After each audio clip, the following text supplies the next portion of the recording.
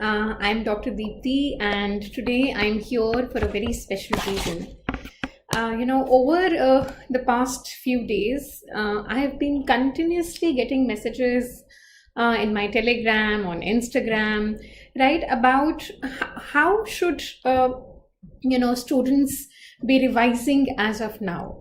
The exams are coming near, so INICET is in a month's time, and 2.5 months there is going to be NEETPG as well. So this is the time when the revision process must accelerate. This is the time when we need to give our best, so that whatever hard work we have done so far, we are able to reciprocate it in the exam as well. So I know revision is what is a lot of you are wondering about how to do it in the most appropriate way. So today I wanted to talk about how I think you should plan your revision, or rather how should you do the revision so that you're able to recall a lot of things in the exam, and more importantly, you're able to revise in a shorter span of time, and you're able to revise multiple times. So, whenever I think about how do I revise, the first thing that comes to my mind is that you have a plethora of information with you, right? You have your set of hand notes, there may be things that you've added to them, right? And things may be scattered. So, the issue is that whenever a student begins to revise, most of you are actually taking the same amount of time as you did for your first reading. And as a result of which you get disheartened that revision is going slow and you're not able to revise fast. So, very importantly, I thought there has to be a mechanism where you are able to revise fast, B, you are able to revise multiple number of times, and C, you are able to consolidate things, okay, or consolidate your notes. So I don't want you to read them in exactly the way that you did in your first reading. You have to find out effective ways. And when it comes to effective ways, especially when you're close to the exam and you want to recall things and you want to integrate things, right, what comes to my mind is the idea of mind map. Mind map is like I would say a schematic representation of information made into a compact size. And how compact are we talking about? So, it is like consolidating one entire topic in one page, sometimes even multiple topics in one page. Yes, you heard me right. So here we are learning how to convert your lengthy notes or, a lot of information into a schematic diagrammatic representation where you can have all the information in one page, right? And you can revise it multiple number of times. So it becomes really, really effective. The other advantage of mind map is, that it is like a way to boost your memory and your productivity. There's another problem that students approach me with. They would say that, ma'am, I'm not able to be as productive as I thought I will be. Or, madam, what are the number of hours that I should be studying in order to achieve a good rank? And almost always my reply is that number of hours does not matter. What matters is whatever time you are spending, maybe 2 hours, maybe 3 hours, are you able to convert it into a very productive 2-hour or 3-hour session? That's the art that you have to learn. Okay, and what it will do? It will give you a lot of confidence about your own preparation. Right? So whenever we talk about these mind maps, especially they work wonders with big subjects, right? Like subjects like medicine, surgery, obstetrics and gynecology, right? So we must start with bigger subjects because that's where major consolidation is required. The third thing is that students ask that, Madam, as such, I feel I know my notes, but when I have to, apply them in the exam, somehow I lose the connect. Okay. Now, this is because when you read your notes, a lot of times you're reading it like a storybook, counting the number of times you've read it. I've read it once, I've read it twice, I've read it thrice. So no, it is not a storybook. Okay. You have to ensure that whatever you are learning goes into your mind. And, initially when you take this information, it is like pieces of information scattered all over.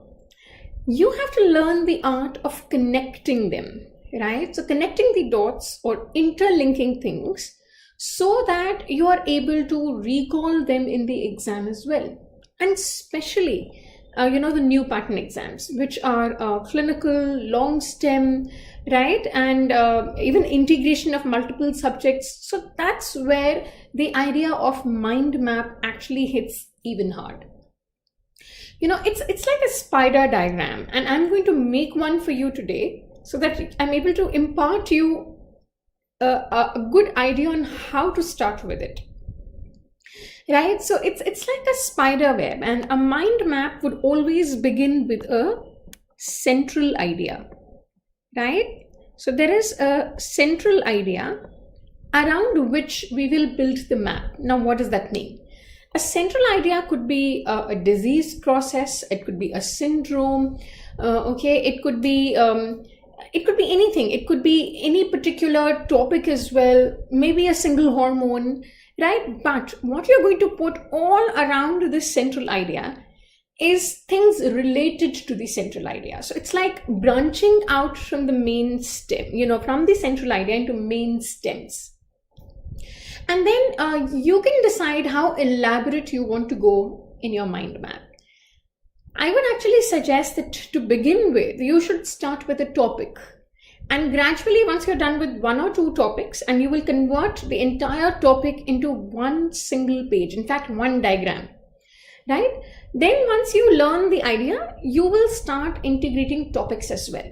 So you keep improving the complexity of your mind map, but the more complex it is going to be, the more productive it is going to be, because then you're connecting areas which just existed by themselves. But here, when you connect them, you will be able to come out with wonderful, ways to, do it in a shorter span of time.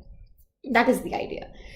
And also the same thing is required during the exam process, right? So in exam, you have to identify the keywords, you have to link them together, link them to an image, link them to a video, and then come out with the answers. So this is something which is very close to my heart. Now, why is mind map close to my heart? So I'll tell you this little story before I really give you an example on how to do it. This is something that I actually did during my PMT days. So when I was in 11th and 12th standard, I used to have a whiteboard in my room. And when I was even younger, let's say 8th or 9th class, people used to tell me that I don't have a sharp memory and I need to do things multiple times, and the typical thing about slogging around. So I said, okay, let it be. If I'm not maybe as brilliant as others, but if I'm a hard worker and if it works with me, if I do it multiple times, I will do it like that. And that's when I started working with mind maps.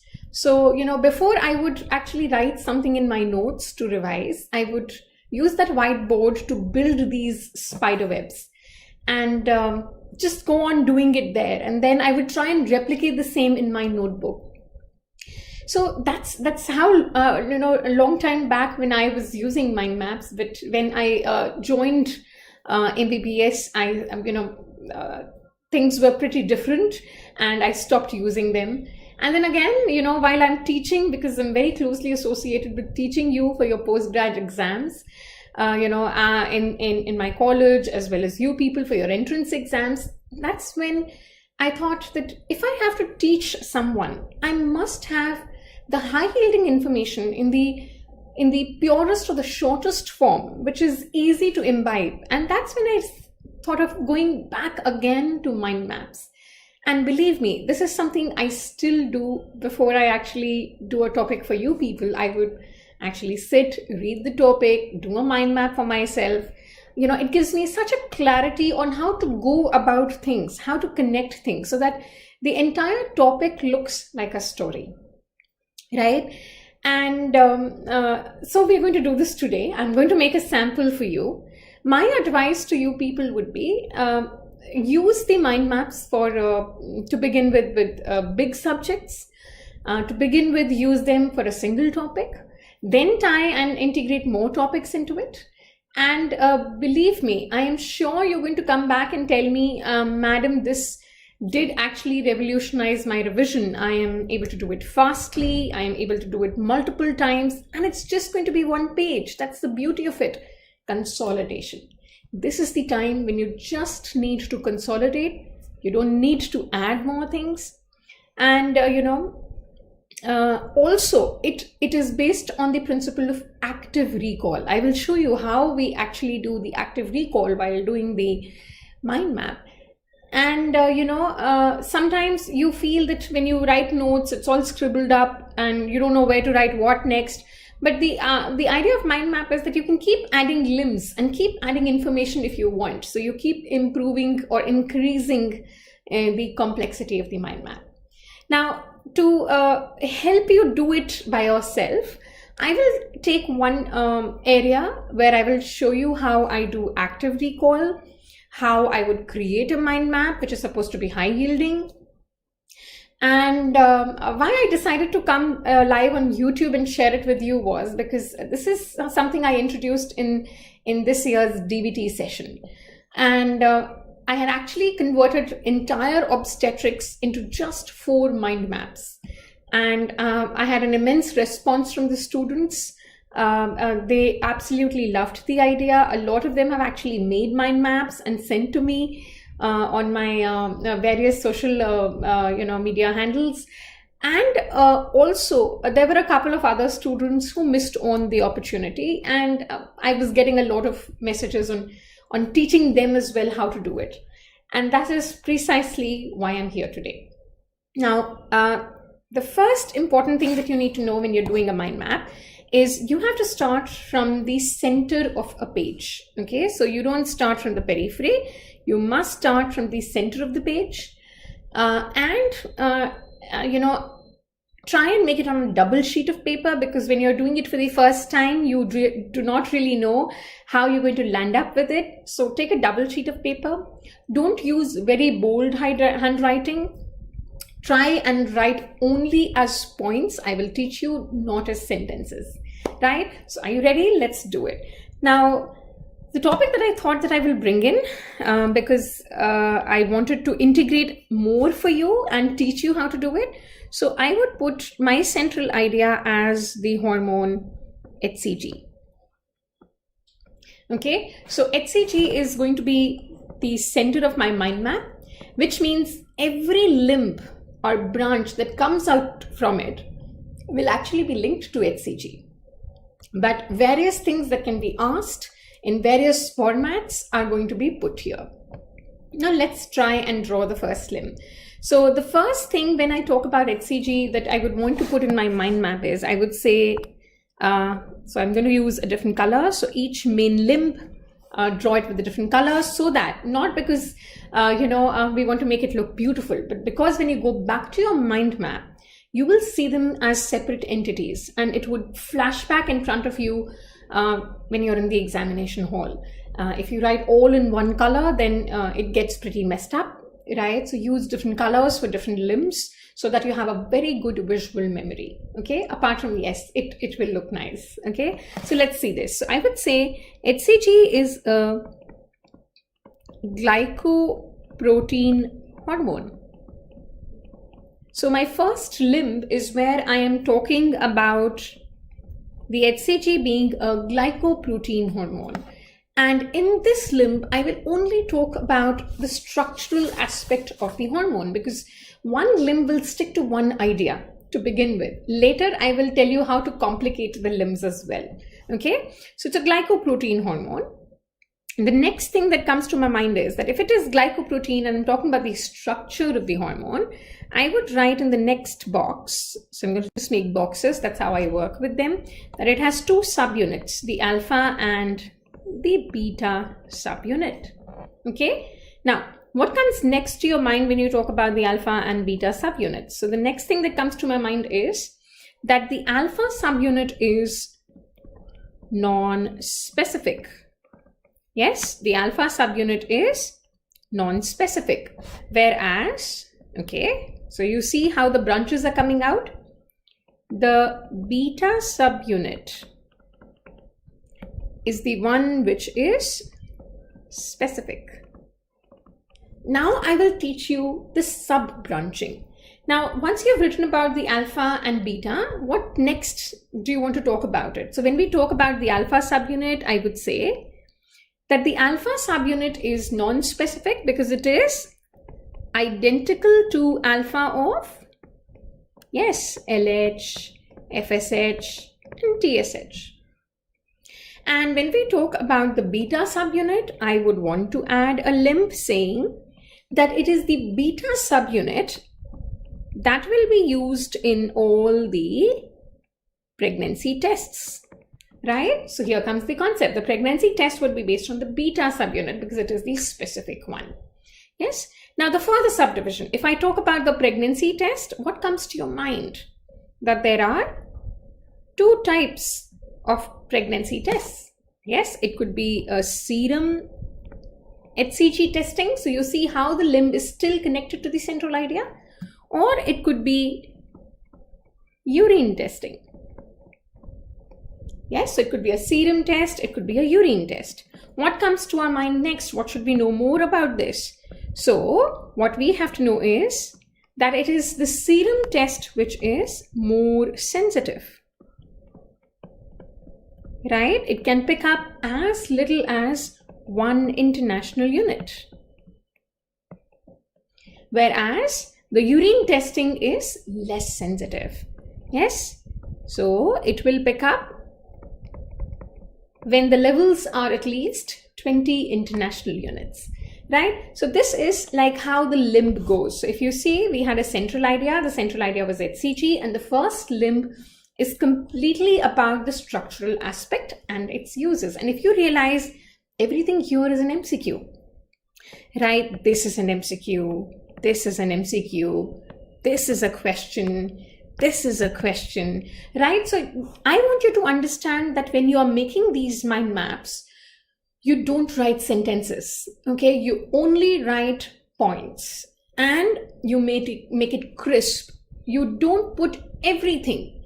You have to put things which have high probability of being asked, things which are very important. And that is why I truly believe that mind map is a good idea for revision as far as postgraduate entrance exams are concerned, right? Because, you know, in your first reading, you yourself don't know how important a line is, or how important a given value is, or how this thing can be asked in a clinical format. But once you've done a good, thorough first reading, now you have a good idea. Yes, you've also practiced some MCQs. So you know fairly what aspects can be asked, right? So we are not going to put every information here. We are going to put only the most high-yielding things. Okay, now I will show you how we make the next limb. So next limb, I'm going to change the color just to have a good visual memory. The next thing that comes to my mind when I think about HCG is, and I'm going to change the boxes, let's say I'm going to use the circles now, or whatever, somewhat circles, is that it is secreted by syncytiotropoblast. Yes, it is secreted by the syncytiotropoblast. Now, the next thing that you should know from here on, which should branch out, is how early will they synthesize it? So how early? 8 to 9 days post-fertilization. Remember, I told you only the vital information, not everything.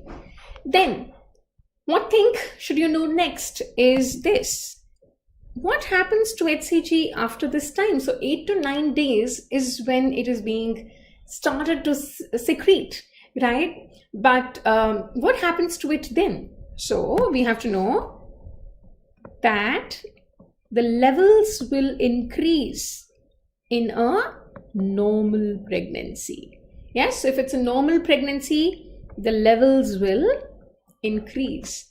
And here, you know, when you talk about level increase and a normal pregnancy, you talk about doubling time, which is 48 hours, right? Now I will show you how to make these sub branches. Now this is when it is a normal pregnancy. We can add a component to it. What if the pregnancy is ectopic? Yes, so if the pregnancy is ectopic, what will happen to the levels? The levels will then show a slow rise, which is also called a plateau. Yes, what will happen if it is an abortion? So do you see these sub branches? Yes, so if it is an abortion, the levels are going to fall. Right? The levels are going to fall. Okay? Right? And also remember, we said the levels increase and they have a doubling. Here we are the next limb. When would they reach the maximum levels? So maximum levels at 10 weeks. And after that, it will begin to fall. Right? So do you see how we have created the mind map here? So we talked about the structural aspect. We talked about, the levels in the blood or serum and its associations. Now, if you want to make it more complex, you can add limbs to it. For example, when you talk about ectopic and we are saying a slow rise, you also know here in the exams, we ask you about the critical value of HCG. Yes. So the critical value of HCG on a transvaginal ultrasound is 2000 international units. And the critical value on a transabdominal scan is 6500 international units. Right? So again, I've made a sub branch, something which is important for your exams and is likely to be asked in a direct way or an indirect way. Now, let's think about what next should we know if we are talking about HCG. So if we are making this mind map, what is the next thing? So next main branch. And I would like to think about, okay, conditions where HCG is higher than expected. So do you see how every limb is actually related to the central idea, right? So conditions where it is higher than expected. And you all know this could be Down syndrome, right? It could also be molar pregnancy. It could be multifetal pregnancy.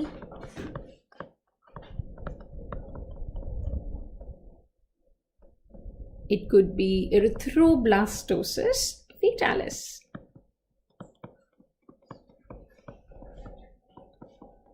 Right?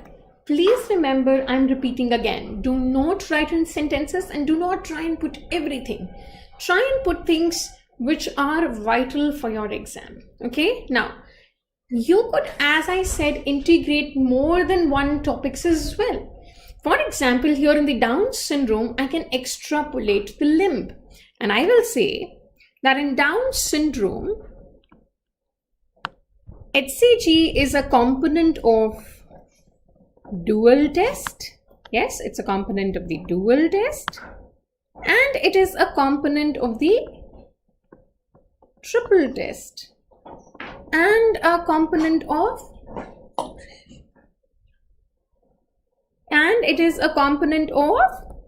quadruple test. And then you can write the further components as well, like dual test has HCG and PAP-A, triple, what are the components, which values are high, which values are low. So, you can keep adding those things to the map, and the map will become bigger, but it will have all the information at one place. So if you see how our mind maps look so far, this is how it looks so far, right? Now, let's go on further. Now, the next thing similarly could come to our mind is conditions where HCG is lower than expected. Yes, where, what would you want to add? Yes, you would want to add ectopic, right? You would want to add abortions, and important, we would want to add trisomy 18. Now again, you can go further and you can, sort of talk about, when you talk about abortion, you could talk about the ultrasound criteria. Yes. So, and you can write them further. For example, if I want to extend the limb, I will say the ultrasound criteria are 2. Right, so mean sac diameter more than or equal to 25 mm and no yolk sac or embryo inside, or crown rump length more than or equal to 7 mm and no cardiac activity. Yes, and you could extend it further saying that this is what is blighted ovum, while this is what is a missed abortion. So, do you see how active recall is being done? Yes, and how you're integrating one thing to the other, how you started with HCG, but how you've moved on to even missed abortion in the same mind map.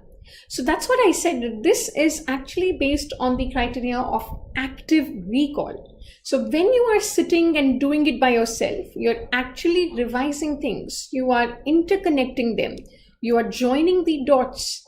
You will definitely retain it for a longer time, you will retain it better, and the next time you have to revise this, it will be just this diagrammatic representation of your mind map. Everything in one page. It is going to take much less time and you will be able to do it multiple times as well. Okay, now just to help you on how we go further with this. So HCG is where we started.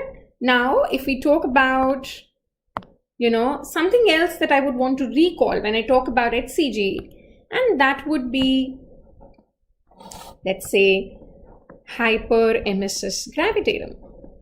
Yes, that is something which is important, is directly linked to HCG, right? So the single most important hormone from hyperemesis is HCG. You could add more details about hyperemesis here further down in the limb, right? Then something else that we want to know is, it's not necessary that you maintain it as an obstetric table. You could add the gynecological aspect of it as well. For example, the gynecological aspect I would put in the mind map is that HCG is used as an ovulation trigger.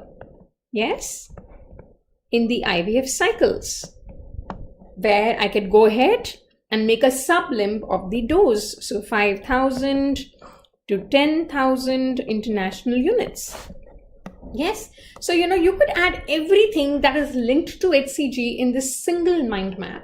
And do you realize that whatever we have put in are all nothing but super important exam questions, things that you must know when you talk about HCG. And as I said, you could add the non-obstetric part as well. So for example, I added ovulation trigger. Another limb that you could add is that HCG can be raised in malignancies. Yes, it could be a tumor marker for, germ cell tumors of the ovary. Right? So we want to put everything about HCG, which is our central idea, on one page, so that next time I want to revise, this is the mind map that I'm going to revise, and I would get a lot of information from a single piece. Also convert a 2-page, a 3-page, or a 4-page topic into a single topic. Yes, is this clear? So this is how, I want you to go ahead when you talk about HCG. And just for the sake of completion of this mind map, I would say something else that I would definitely want to put in here is that when we talk about HCG, we would say that, you know, what color do I use is what I'm thinking now. Okay, we would say that it is the hormone which maintains, okay, corpus luteum of pregnancy.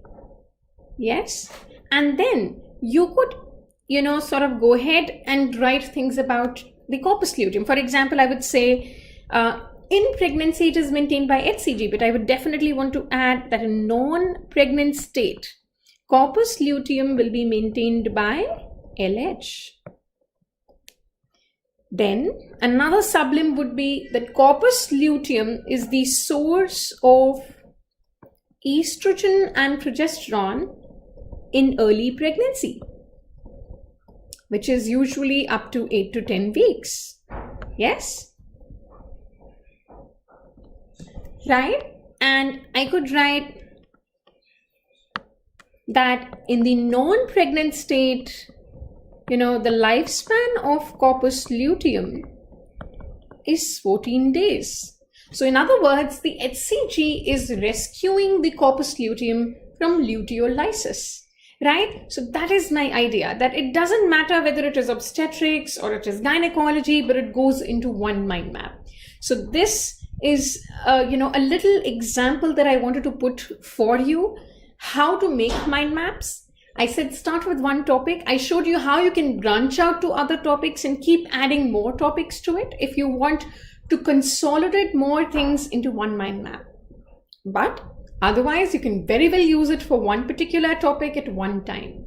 So go ahead, try these mind maps by yourself for bigger subjects, for bigger topics, and do share your mind map idea with me. Right, I would love to see how you create your own mind maps and what is your feedback on it.